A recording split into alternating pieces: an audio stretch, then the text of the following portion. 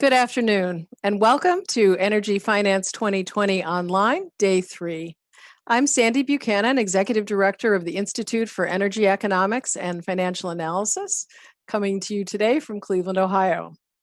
Our session today is on prospects for the oil and gas industry on a downward spiral. Our moderator is Nick Cunningham.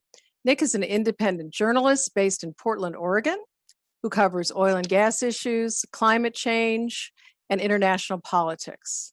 His work has been featured in oilprice.com, DeSmog, The Fuse, and NACLA, among other outlets. And now let me turn this over to Nick to get us started. Thank you, Sandy.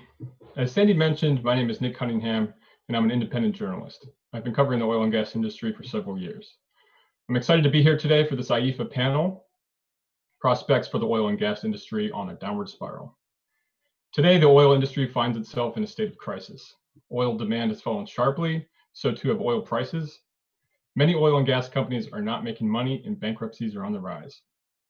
With the pandemic showing no signs of slowing down, the macroeconomic picture is worrying. Looking forward, we're clearly in the midst of an energy transition, which poses an existential threat to oil and gas producers everywhere. To tackle all these issues, we have assembled an expert panel. I'll introduce them, and then we'll play their pre-recorded presentations, and then move on to Q&A. First, we have Kathy Hipple. Kathy is an IEFA financial analyst, the founding partner of New Sphere Marketing, and the finance professor at Bard's MBA for Sustainability. She worked for 10 years with international institutional clients at Merrill Lynch, and then served as CEO of Ambassador Media. Next, we'll hear from Mariana Fernandez, who's an economist from Argentina and member of Enlace por la Justicia Energética y Socioambiental, which translates to the Socio-Environmental and Energy Justice Alliance. It's an NGO based in Argentina, and it's a collaboration of two Argentine organizations, and their work focuses on the Vaca Muerta shale formation, analyzing the economic, energy, and socio-environmental aspects, as well as searching for a fair path to energy and economic transition. If you have any questions for me or for the speakers, we'd love to hear them. On the right-hand side of the live feed, there's a chat box with 3 tabs. The first tab, labeled chat, is a live discussion. This is where you can share your opinions and reactions to the session with other audience members. The second tab is labeled questions. This is where you should type your questions that you want the speakers to answer. If someone else has asked a question that you like, click the thumbs up button, and that'll push the question to the top of the list. Without further ado, Kathy will take it away.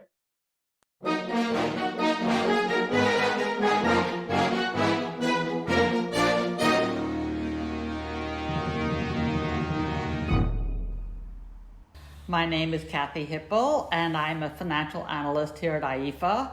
And today I'm going to be talking about the oil and gas industry and the financial crisis that is accelerating within this industry. The world for energy and the oil and gas sector radically changed in March. Here's a sample of a few headlines of some of the industry and mainstream press at the time. And it was all about oil and oil price and shocks and things like that. The industry view, or what they would like to believe, is that this was a black swan event. Who could have imagined there would be a pandemic with all of the resulting implications of what that it did for demand, for the economy, etc. But at IEFA, we like to remind our audience that the decline began a long time ago, the decline for the oil and gas sector in particular. What caused this decline? Well, oddly enough, the financial decline of the sector was accompanied by a huge production boom led primarily by fracking, hydraulic fracturing, which was accompanied by very long horizontal wells, this tremendous technological breakthrough, largely led in the United States. We called it the fracking boom or the shale revolution, and it sent U.S. production, gas production, to all-time highs. And you can see it began around the middle of the 2000s, 2008. Similarly, with crude oil, the fracking boom sent U.S. oil production to all-time highs, and it propelled the United States to become the top world producer for both oil and for gas. Paradoxically, this production boom was not matched by a financial boom. In fact, over the past 5 years, this sector has done horribly. It's been, in many sense, a financial bust. The S&P since the middle of June 2015 has gone up by approximately 50%, while the oil and gas sector, as represented by an ETF, XOP, has been down around 70%. Let's back up a little further and look at the whole energy sector, which in this case, the S&P breaks it down by different sectors, and the energy sector are only oil and gas companies. It does not include renewable energy. Over the past 10 years, the energy sector has been the worst performer since the beginning of 2010 through the end of 2019. It has returned only 6%. Compared to the broader market, which has been up 190%, and IT, not surprisingly, by contrast, has increased by 335%. Another way to look at this is to go back even further to the 1980s, and you'll be able to see that the energy sector at one point had nearly 29% of the whole market. So of all of the S&P 500, 7 of the top 10 companies were oil and gas companies, and in aggregate, they represented 29% of the market. So if you can follow along on this for the last 40 years, you see that at the end of March, the energy sector only comprised 2.6% of the broader market. So the whole stock market has grown, but on a relative basis, the energy sector has shrunk by 90% compared to the broader market. So that's the broader energy sector. Looking at individual companies or individual components of energy, the oil and gas sector, we like to look at the shale-focused companies, the fracking companies. And again, in the United States, they frack for both oil and for natural gas. And we've looked at a broad cross-section of all of them. And what we see is that year in and year out over the past decade, these companies have been cash flow negative. They have spent more than they have earned selling oil and gas. And you might be tempted to say, well, it's not as bad as it used to be in 2012, but that ignores one big factor. These are the companies that have survived all 10 years. Many of the companies that have reported cash flow negative year in and year out have declared bankruptcy. In fact, over 200 companies during this time have had to restructure over $132 billion in debt. And Haynes and Boone, the company, the law firm, the bankruptcy-focused law firm that focuses on keeping track of this, expects far more bankruptcies coming due this year. So those are the smaller companies. How about the larger oil majors, the so-called integrated biggest companies in the world? The logic has been that if they don't make money in exploration and production, the upstream, then they can surely make money downstream in their refinery divisions or their petrochemicals. So we've done at IEFA a deep dive analysis on the free cash flows of the top 5 oil majors, Exxon, Chevron, Shell, BP, and Total, and discovered that since the beginning of 2010 through the end of 2019, they have paid out more to their shareholders, nearly $550 billion, than their free cash flow, which is about $340 billion. So their shortfall, if you will, their payment to their shareholders in the form of both dividend and shareholder buybacks has been over $200 billion more than their free cash flow. So it really shows that their free cash flow does not support the generous payments they have been making to their shareholders, which, again, questions their very business model. So that's the past. What about now? So what we're seeing now in the midst of 2020, this very confusing year, is that oversupply that came into the pandemic, the market was oversupplied for both oil and gas. The oversupply is continuing. Demand forecasts are being cut. impairments are being announced, capital expenditure cuts are rampant, and debt and equity investors are fleeing the sector. So IEA talked about global gas demand and suggested it would have the largest recorded demand shock in the history of the global natural gas market. They're looking at a 4% decline this year. In terms of oil, IEA and others have talked about the enormous uncertainty of trying to predict oil demand and oil consumption going forward. But for this year, they're looking at some kind of an aggregate of down 8 to 10%, even more dramatic than the gas plummeting demand. Impairments, we talked about impairments. Oil majors are writing off massive amounts of their assets. BP just this week in June announced that they would be writing off $17.5 billion in the second quarter of their assets.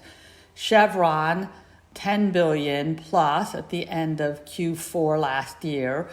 Exxon and Shell both recording first quarter fairly large impairments. And those are the bigger companies, and we have not seen what the smaller companies have done, but in the smaller companies, the E&Ps, recorded about $60 billion in just the first quarter of 2020. These are the small exploration and production companies, the impairment that they had to record in the first quarter of this year.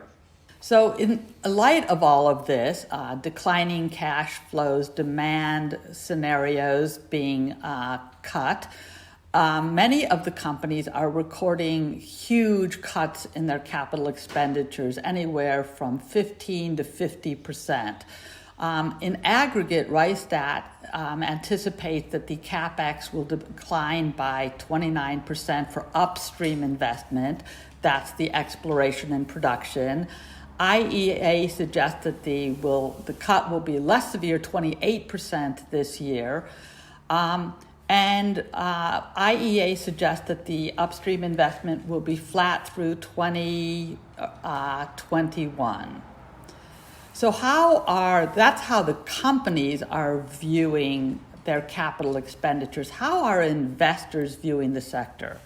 Well, investors have, again, through 2020, been fleeing the sector in comparison with the other sectors.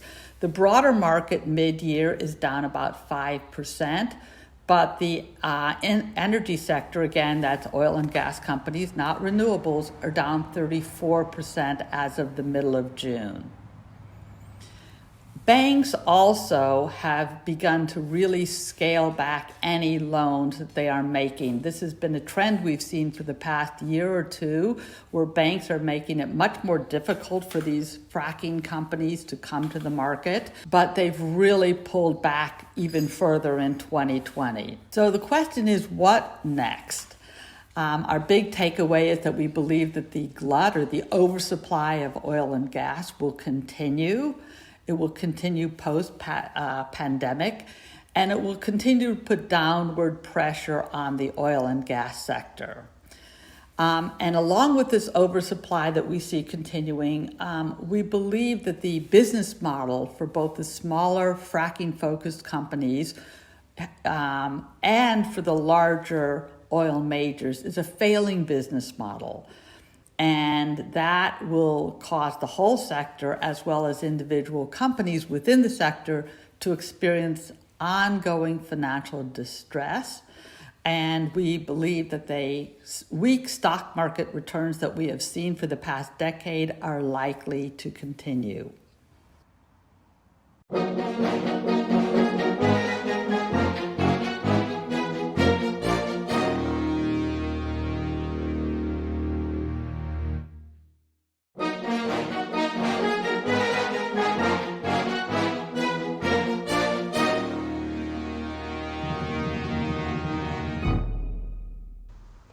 Good afternoon, everyone. My name is Mariana. I'm a member of OPSUR, an Argentinian NGO. And with other organizations, we have created EJES, that is a Social, Environmental and Energy Justice Alliance. And I'm here today to share with you some reflections about what kind of economic approach we think we need in order to raise other voices in a local debate around the impact that Vaca Muerta can have in our economy. But we think that this could be useful to think this problem in a broader context, as Vaca Muerta is presented as a test case for the global south. So we expect to share with you some ideas that could be useful also in other countries and in other contexts. So I will briefly introduce Vaca Muerta, and then I would like to highlight two angles to discuss how beneficial this fracking bomb could be to our economy. As you can see here in the map, Vaca Muerta is located in the north of Patagonia, in the south of our country. This formation makes Argentina the second economy with the largest shale gas reserves, following China, and the fourth in shale oil reserves in the world. Today it's in an initial phase and there are 2,507 wells, but it already provides 40% of the gas extracted in Vaca Muerta and 25% of the oil. We consider it a transnational mega project because here you can find most of the main oil and gas companies, financial institutions, and service companies of the world. The exploitation of Vaca Muerta became the centerpiece of Argentina's economy and the focus of government expectation around job creation, investment attraction, and export boost. In fact, during the last years, in a context of economic recession for most productive activities, the energy sector showed a different reality, and its good performance can be explained for the most part by the level of exploitation reached in Vaca Muerta. Let's move on to the first idea we have been working on to discuss with that optimistic view of Vaca Muerta. In fact, Vaca Muerta mega project doesn't look as profitable as that optimistic view assumes. Far from offering any certainties, we identify four aspects that may suggest doubts surrounding this project economic viability. The first two are the dependency on subsidies of the big operators and the lack of investment from transnational companies. The operators are in Vaca Muerta, these transnational companies, but without investing much, and surely Katy can talk a little bit more about this. But what I want to highlight here is that these two aspects are an expression of uncertainties surrounding Vaca Muerta viability. We think that the main reason is that this viability depends on two things that seems difficult to achieve. One is conquering distant markets in a context of low prices and competitors who offer lower cost, and the other is the development of infrastructure that will only become valuable if Vaca Muerta actually fulfills these government high expectations. Then, so far, there are no certainties about the economic viability of this kind of projects, even within an economy system that does not internalize their socio-environmental impacts. So, moving on, the second idea we need to discuss is the macroeconomic impact of Vaca Muerta. You might have heard about Argentina in the international press during the last month because of our external debt crisis. And this reflects a chronic problem in our economy, the external constraint, that's how we call it, that is the lack of dollars. In fact, Vaca Muerta is presented by the government and the media also as a solution to this problem. And here we have a consensus between different administrations, among different journalists. So there is a consensus about this. But the problem is that these official projections only consider the income of dollars that Vaca Muerta might generate, particularly the reduction in energy imports that Vaca Muerta in fact has already allowed, and some optimistic forecast about increasing also energy export and attracting foreign investment. And we think that here they're being quite too optimistic about it. But these projections are not considering the outflows, and that is what we want to highlight here. The import of supplies, the amortization, payments of intercompany loans and its interest, and a key issue, that is the capital flight and the transfer of profit abroad. So we made some numbers considering both the inflows and the outflows up to now, and the next slide shows the results we found. As you can see here in the balance line, oil and gas sector has not overall provided many dollars to our economy. Yes, and that's why it's in red. And that's because much of the savings that it generates in the trade balance line is flying away in the finance line. Yes? So our point here is that when we include foreign exchange outflows, the oil sector seems to be part of the problem rather than the solution. In fact, last month, the press published the list of the top 100 companies which contributed the most to capital flight during the last years, and 14 of them are oil and gas companies. So, a sector that generates 5% of the GDP was responsible for the 15% of the dollars that flew from Argentina with speculative purpose. So, I would like to finish now by emphasizing that discussing the economic impact of oil and gas in peripheral countries requires to consider new angles, as is the case of external constraint in Argentina. So the first remark I would like to make is that unconventional development is not only an energy or environmental problem in the global south. It's also prompted as an opportunity to attract investment and foreign exchange. So to break the consensus about it, we need to discuss this angle.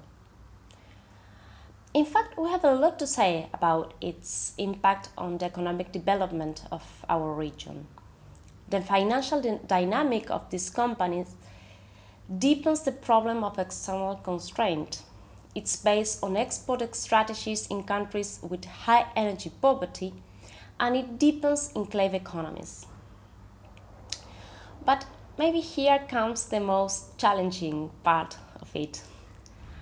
As the problem is not only related to energy sources, we need to provide comprehensive alternatives, embracing environmental justice, democratic access to energy, regional development, job creation, and also macroeconomic sustainability. Discussing this in the Global South demands us to consider a lot of angles and challenge us to offer alternatives in a much more difficult context. But it's also urgent to do it in order to move towards a society with energy and social justice. So thanks so much for your attention, and I will be delighted to hear your comments and questions.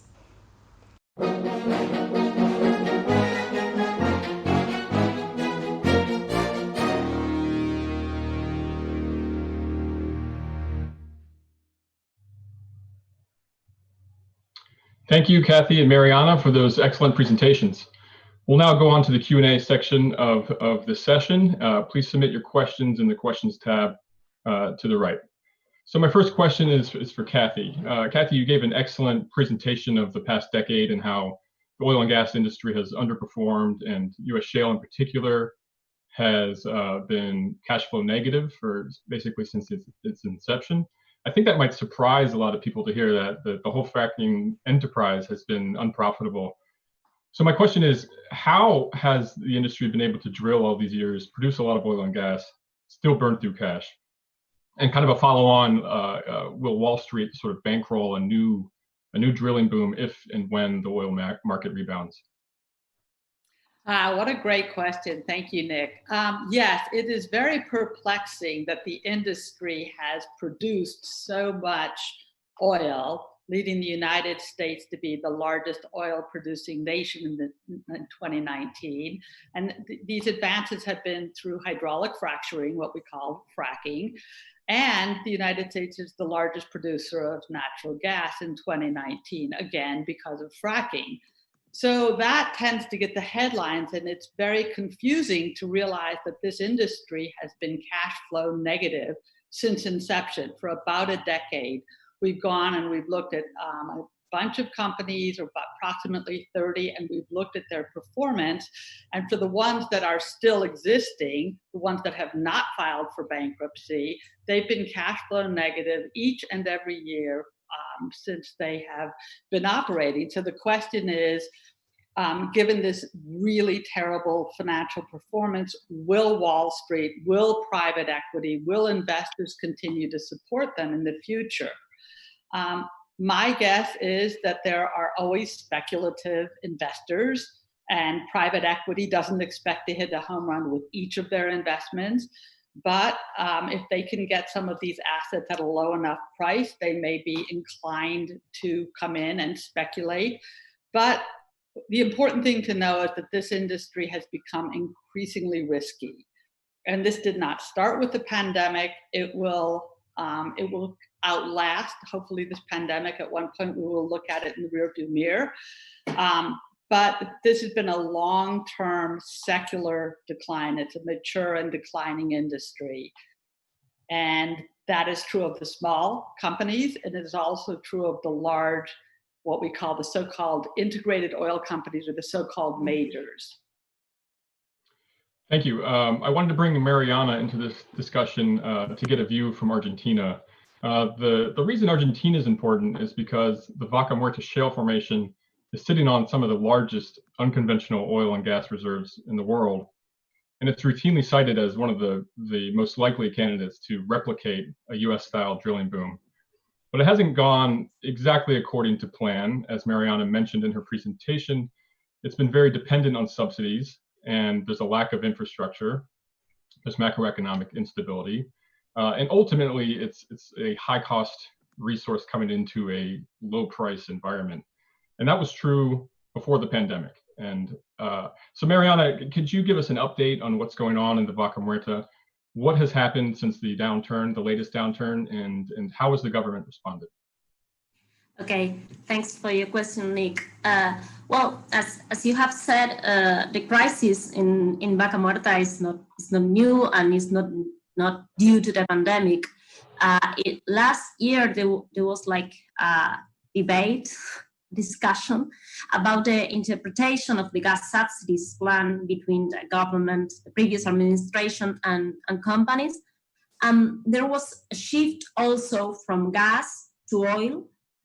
By the mid of the last year, the government also freeze fuel prices. So last year was a year of crisis in Vaca Muerta and in oil and gas production. And when the current president, that is Alberto Fernandez, is the new administration, nothing to do, he's not my relative, just surname. When he took office last December, he has to solve all these controversies regarding subsidy policy, prices and rates, and like the mother of all the battles, that is the external debt, that has a lot to do with Vaca Muerta, because I mean this default situation, of course, that is increasing also cost for every company in Argentina. So by the beginning of the year, he announced his intention to present a law to promote oil and gas, but until now we don't know anything about it because the COVID crisis arrived. So we can say that the COVID crisis, it has been like this straw that broke the camel's back, something like that. Today, there are like just 9 drilling rigs working in Vaca Muerta and 7 in the whole country because, as you may know, we are in a lockdown.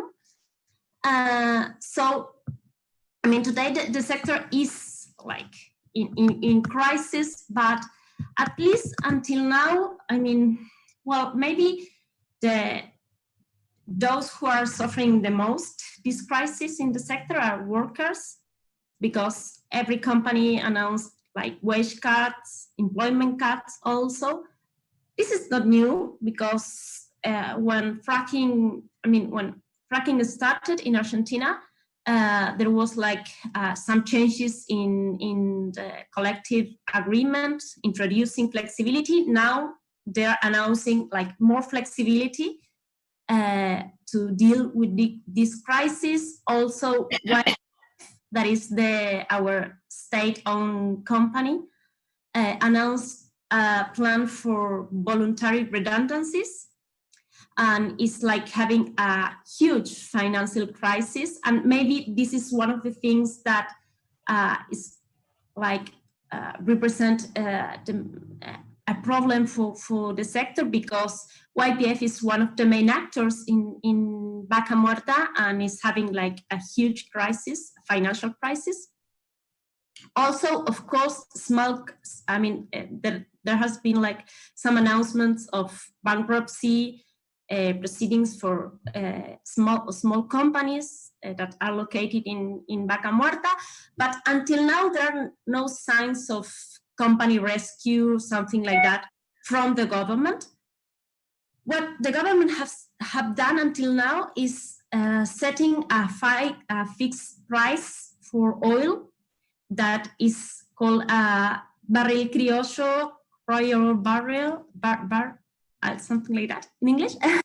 But this is not a benefit for companies, we think, at least that is what we understand about this.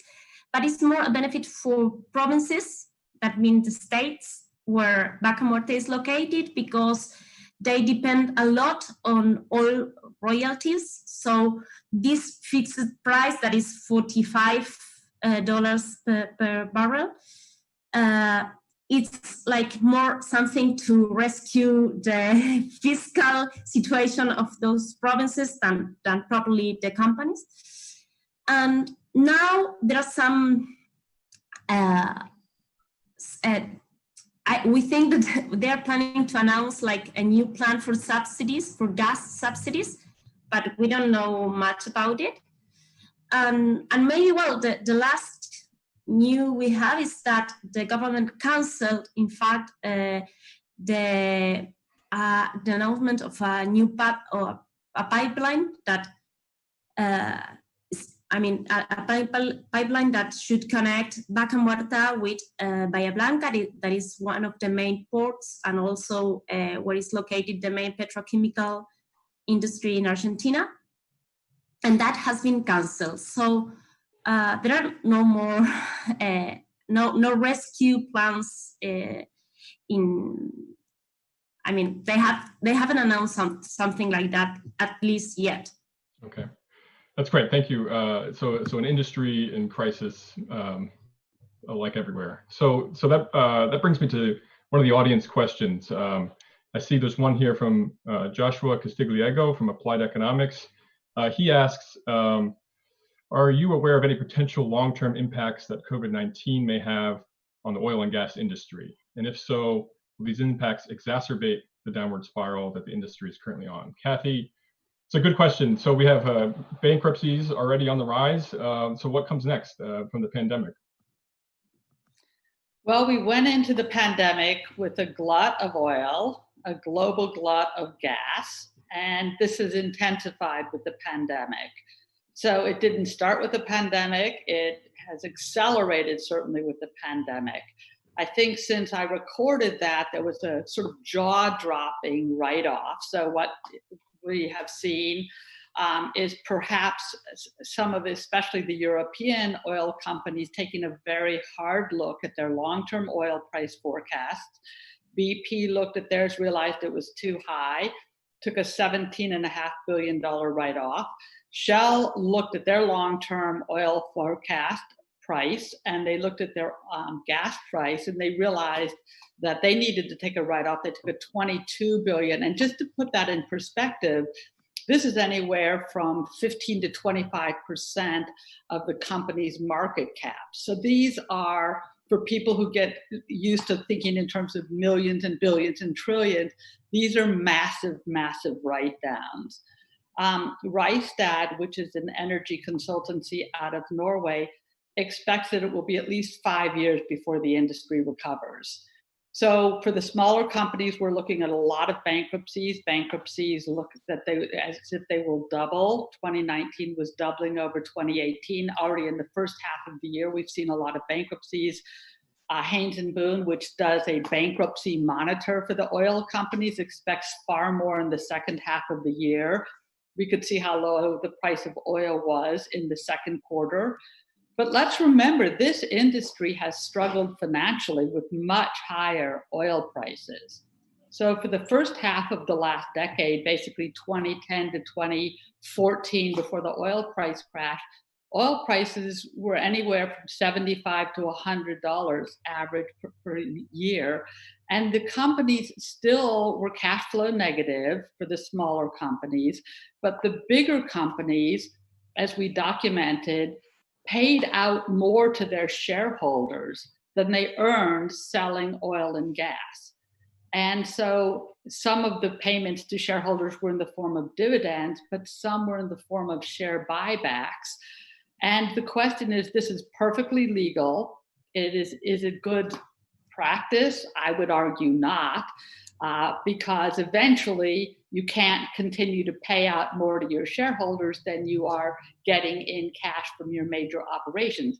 To do that, you have to continue to either issue long-term debt or sell assets. And if you're selling assets, you're just getting to be smaller. And if you're issuing debt, you have real problems with too much leverage. So Mark Brooks from WWF asked a question sort of related to this. Aren't oil companies still hugely profitable? Exxon made billions in profit in 2019, for example.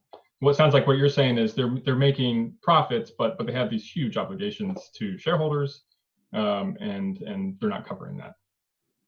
Well, remember, Exxon took a loss in the first quarter. We expect for the second quarter, which ended on June 30th, it's going to be really ugly for the oil companies. Oil was much lower priced in the second quarter. Natural gas prices were at 25-year lows. International gas prices were extraordinarily low. So we expect earnings season to be really terrible for the oil companies in a general sense. So we'll see if they're going to be profitable. And in some cases, their cash flow, many of the 5 oil majors that we follow, which is Exxon, Shell, Total, Chevron, and BP, their cash flows each year have not covered their generous shareholder distributions. So some of the companies, such as Shell, drastically cut its dividends. And one of the reasons that some investors have stayed with this sector, although let's remember the sector is now only 2.8% of the S&P 500, down from 28 or 29% in the 1980s. So it's gotten to be a much smaller sector of the US and world economy. So the reality is some reason that some investors have stayed with the generous dividend payments, and now those are in jeopardy. Okay, and so these write-downs that you mentioned, I just want to follow up on this one more time. Big numbers: $17.5 billion from BP, $22 billion from Shell. What does this say about their long-term assets? What's their stranded asset risk, especially in the context of an energy transition? The term stranded asset has a particular meaning, especially in the utility industry. It does suggest that this industry is in long-term secular decline. This is not, I think the industry is hopeful and overly optimistic that it will turn around. We see that these are long-term market forces. We know in the electricity sector, oil and gas, not so much oil, but gas is no longer the low-cost alternative. Renewables, and for anybody who watched 2 days ago, the combination of renewables, whether it's solar, onshore wind, solar, offshore wind, and battery storage, is now the lowest cost energy, not just in the US, but as Tim Buckley pointed out yesterday, it's the lowest cost option around the world. And those are global macro forces that will continue to put pressure on this industry. I want to turn to Mariana. So as we discussed about the Vaca Muerta, it hasn't gone quite according to plan, and it's been costly for the government. You mentioned in your presentation that it's been a test case for the Global South, and I was wondering if that's the case, what's the lesson to be learned from Argentina? What's the lesson to be learned from a government trying to develop oil and gas as an economic strategy? Well, I think that, I mean, there are like two kind of lessons from this, I think. One is for analysts, you know, for people like us, we are studying this, and that we need to take into account like different aspects that maybe are not taken into account when you analyze this in, for example, in the USA. And especially I think that that macroeconomic counts a lot, because maybe some of the main results of Vaca Muerta are explained especially because its relationship with macroeconomic in Argentina, and I think that is something that it's important. I mean, especially in a conference like this, that most of the audience are analysts. I think that is something that we need to take into account. And then there is like other thing that is Vaca Muerta. I think it's a really good example that in a context like the one that Katy has described. So and until now, it's really difficult for a country who is which first of all has a really important problem of infrastructure. We need a lot of infrastructure to develop Vaca Muerta. And in fact, our main concern is that if the government puts more money on this, I mean, all of that will be like sunk cost for the government, and all that infrastructure will not be valuable if the context, I mean, the global market continue with these lower prices. As Katy said, I mean, we have some evidence of that. So I think that is also one of the important things to consider also in other kind of projects in the Global South, that this lack of infrastructure is like an evidence of how of the uncertainties also around this kind of projects in the South. We are really far from the main markets. So without developing infrastructure, I mean, with the infrastructure, that infrastructure is really, I mean, costs a lot for the country. And I think that a country like ours should have other kind of priorities in regarding infrastructure. And also, we are really far from other countries. Here, producing oil and gas is not as cheap as in the United States. So I think there are no chances to develop an export platform from the South. Yeah, I was in Argentina late last year and saw the rugged terrain that northern Patagonia is, and how far it is from the coast, and I can only imagine how expensive it would be. And so for the government to be putting very scarce financial resources towards infrastructure that might not live out its life in the global context of low oil prices, especially after the pandemic, it seems like a risky bet. But the political consensus in Argentina has been very pro oil and gas, pro developing Vaca Muerta. Multiple presidents, Mauricio Macri, Cristina Fernandez de Kirchner, and now Alberto Fernandez, have all supported subsidizing oil and gas. Why has the political consensus been so strong and sort of unbreakable? And will that narrative change? And if it does, what will be the factor that changes that narrative?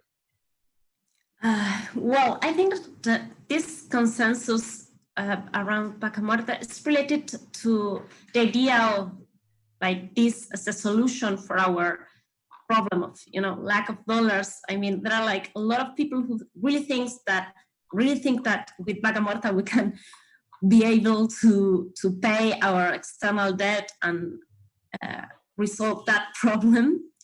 So in fact, that is why we focus on that now in the studies we are making about Vaca Muerta, because we want to. We have like we think that it will not be the solution. In fact, it's part of the problem. But I think that the consensus about Vaca Muerta is especially related to that, to the idea that with Vaca Muerta we can have all the dollars we need to repay our external debt and also to attract foreign investment and all that. But I mean, I think that there are like some signs, some optimistic signs out there about, first of all, during the last month, these bankruptcies in United States are like taken into account here. The media is talking a little bit more about that. Also, I think that the growing importance of youth movements in Argentina, it's also raising other voices, especially putting into the agenda the climate change. That is something that has been absent during the last years in Argentina, in the media agenda, in the political agenda. And I think that those kind of things are opening some windows to discuss this. In fact, previously, before COVID crisis, the president had said something like, we need to think if Vaca Muerta is going to solve all our problems or not. I mean, they are like showing some doubts about it. And also they are talking about other kind of alternatives. All of them are related with oil and gas, unfortunately, but with other kind of techniques instead of fracking. And we think that maybe that can be a window of opportunity, because if there are like alternatives that do not require so much infrastructure, maybe the transition could be possible. Great. We've got a popular question here from Krista Shenham. Her question is, and this will be good for Kathy, what will be the impact of the recent pipeline cancellations in the US on regional and global markets? So we see Atlantic Coast Pipeline canceled, Dakota Access Pipeline potentially shut down. Kathy, what about it? It seems like the investor risk here, at least, is on the rise. Yeah, it's been a fascinating couple of weeks for those who follow what's called the midstream, or this part of the industry. And it's interesting, I find, especially the Atlantic Coast Pipeline, very interesting, because they had won a legal battle at the Supreme Court, which for the international audience, that's our highest court. But within a week, the two developers, which were two very strong utilities in the United States, had used an economic analysis to say it was too risky to move forward. It did not make sense. So in a sense, it was a market signal that the pipeline did not make sense from a financial standpoint, and that was to move gas. So one of the issues that we see in the gas producing area, which is primarily the Marcellus and Utica Shale Basin in the Ohio River Valley, or Appalachia, as we say, is an issue with transporting the gas out of that region. And the Appalachian frackers, or the gas frackers in that area, have been in extremis, though, long before the pipeline was canceled. So those companies, remember, gas is at a 25-year low right now, the price of gas. And those companies, one has already filed for bankruptcy, Chesapeake, and we follow about 8 or 9 companies. Another has been seeking bankruptcy advisors. They're facing a wall of debt, and they have been cash flow negative, like the oil shale producers. They've been cash flow negative for 10 years. They did have a brief moment in Q1 where they were able to be cash flow positive, but that was only because they significantly reined in their capital expenditures, their investments in the future, and they made money with a hedging strategy.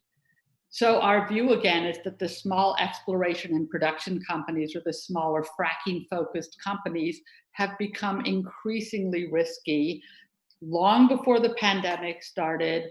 And there's a global glut of gas. And now, as some of my colleagues at IEFA have reported, we really see the US gas market, approximately 8 to 10% of that going to be liquefied, and liquefied natural gas.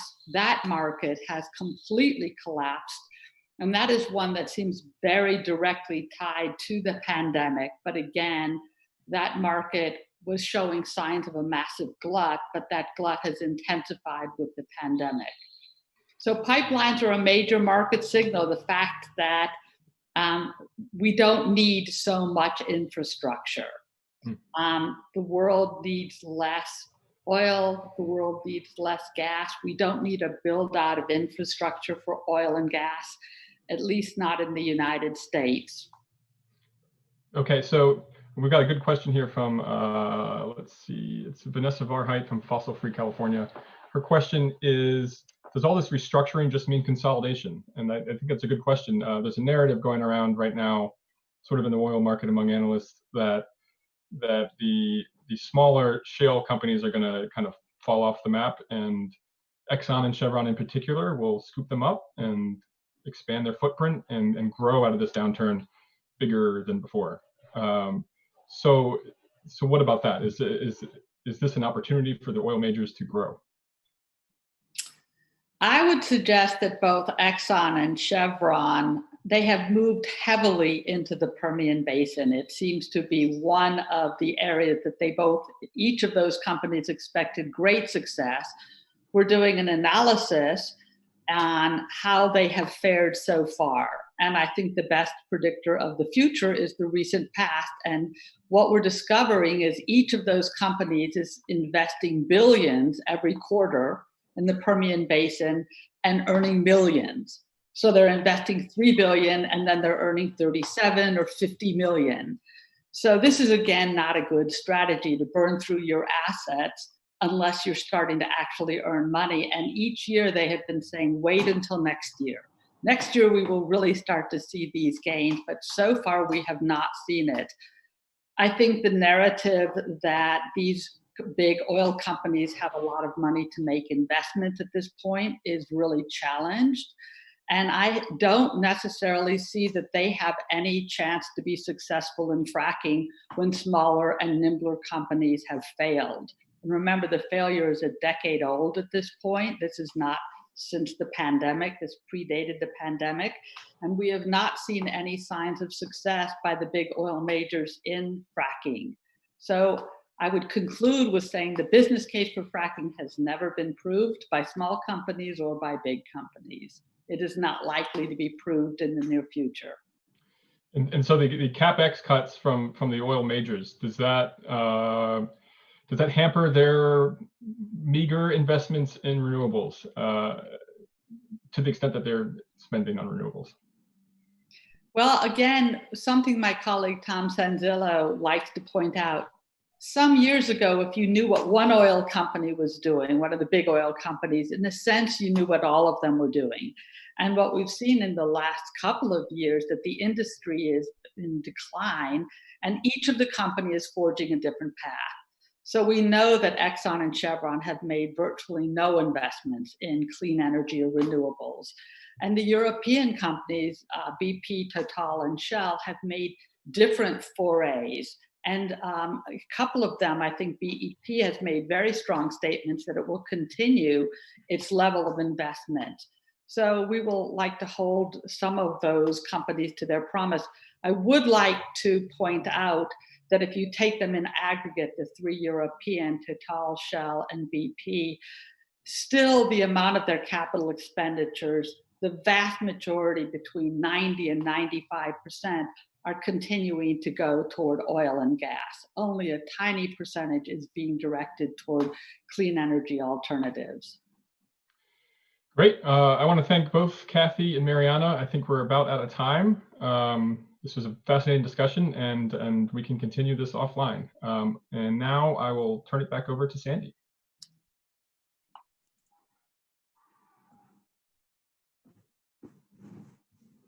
Mariana, that was a great discussion, and we have several more sessions on oil and gas over the next couple of weeks, so I'm sure we can continue the conversation that way, as well as via the website here and at Twitter, hashtag IEFA 2020.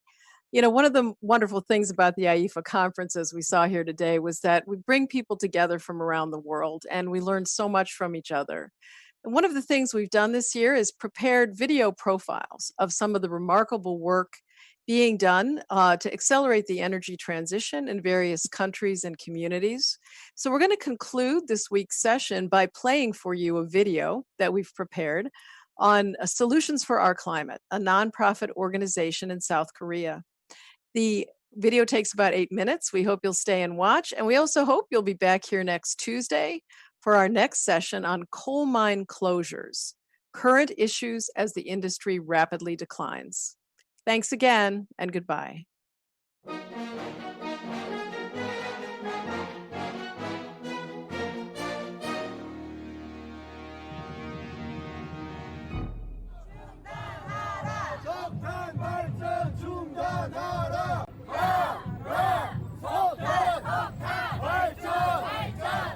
Solutions for Our Climate is an environmental nonprofit organization that focuses on climate change issues, especially energy transition, power market restructuring, and greenhouse gas policies.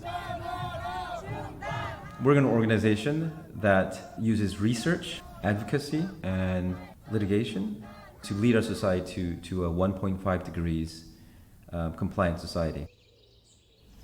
In Korea, coal is about 30 to 35% of our national greenhouse gas emissions. We only have 60 coal power units, which means that one coal power unit emits about 0.5% of our national emissions. It's a very good strategic target because there are very cheap alternatives to coal power. Solar and wind power is a great example. It's a low-lying fruit in the climate world, so that's why we first focused on coal. The Paris Agreement says that the world should keep its temperature rise below 1.5 degrees. Drastic changes will be needed for us to meet that target. That means that we have to get rid of all our coal power by the late 2020s. It also means that we have to get rid of a lot of our gas power before 2050. Of course, our country isn't going toward that direction. We still have a lot of coal power plants under construction, a lot under operation, and then we are exporting a lot of coal power plants to countries in Southeast Asia. On top of that, we also are planning to build a lot of gas combined plants, and this is all going to be a tragedy to our climate and Earth. The first topic I worked on was coal financing, and that led to our initial funding and initial support. And in 2017, I was the sole person. Now we have a team of 17 people. 다음 주에 아마 그냥 주신님이랑 뭐 몇몇이 한번 콜하고 그 다음 일정 잡아서 내부 세미나 정도. It's a puzzle because the problem itself is huge. and there's no one silver bullet that will solve everything. So we have to go on a very granular level. We have to fix this, finance, policy, economics. So all of that combined becomes a whole solutions for our climate. 발전소에 관한 문제를 오랫동안 제기해 왔는데요. 오늘은 그 절차적인 문제에 대해서 문제 제기를 하려고 합니다.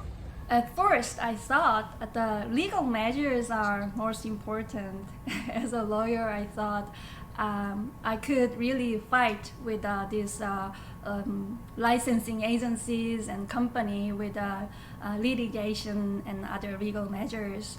But while reviewing the documents and legal processes, I realized that it's more important to build social consensus. So we begin to communicate with more people about how irrational to build new coal at this moment in Korea. 여러분, 모기가 해외 석탄 사업에 600억짜리 빨대를 꽂으려고 하고 있습니다. 그런데 순간 예차 그물망이 중간에 가로막습니다. For many policymakers, climate is too remote a subject for them to put their stamp on. But when you talk about money, when you talk about how financially problematic this could be, how a certain decision in a fossil fuel business could expose the nation or a certain board member to liability, is a very powerful tool in changing decisions. In many cases, people assume that fossil fuels are cheap. It's very economic. It's very reasonable to make these choices. What AIFA has done is reveal that reality. And with the facts that AIFA provides, we go in to meet our bankers. We put those facts in front of board members of important utilities. Their work has been very helpful for our work here. Last year around this time, our government was planning to retrofit our coal power plants and extend their life periods by 10 or so years. 10 years more to like 15, 20 coal power plants is a lot of emissions. That's an annual emission of a major economy. And our government was planning that. We brought in a lot of partners and we made a fuss about this thing. And with that, the government surrendered. They said, no, we're not going to do these retrofits. Which that in other words means that we're going to close these coal power plants in not that long a future. 3, 2, 1,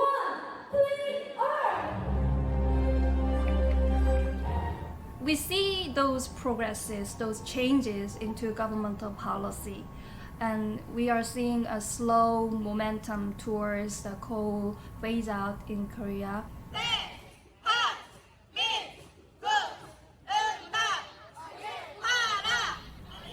Youth for Climate is a youth organization. Teenagers in Korea, middle school and high school students, they started going out to the street and making demonstrations since 2018.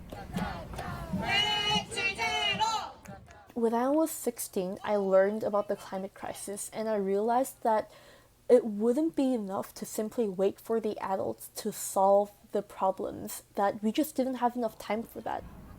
One of the initiatives they had was they wanted to sue the government because they're not taking sufficient action on this issue. When we first started talking about the possibility of a constitutional claim, we weren't sure if something like that would be possible in Korea. Something like that, as far as we were aware, had never been done in Asia before. But Solutions for Climate told us that it actually was possible. They have been the legal specialists in developing the case and realizing it into an actual constitutional complaint that could be filed to the court. We have prepared a constitutional case and we filed it in March 2020 and the actual advocacy is in the court now. Our claim is that the government's insufficient climate action actually infringes on our constitutional rights, such as the right to life and the right to a clean and safe environment.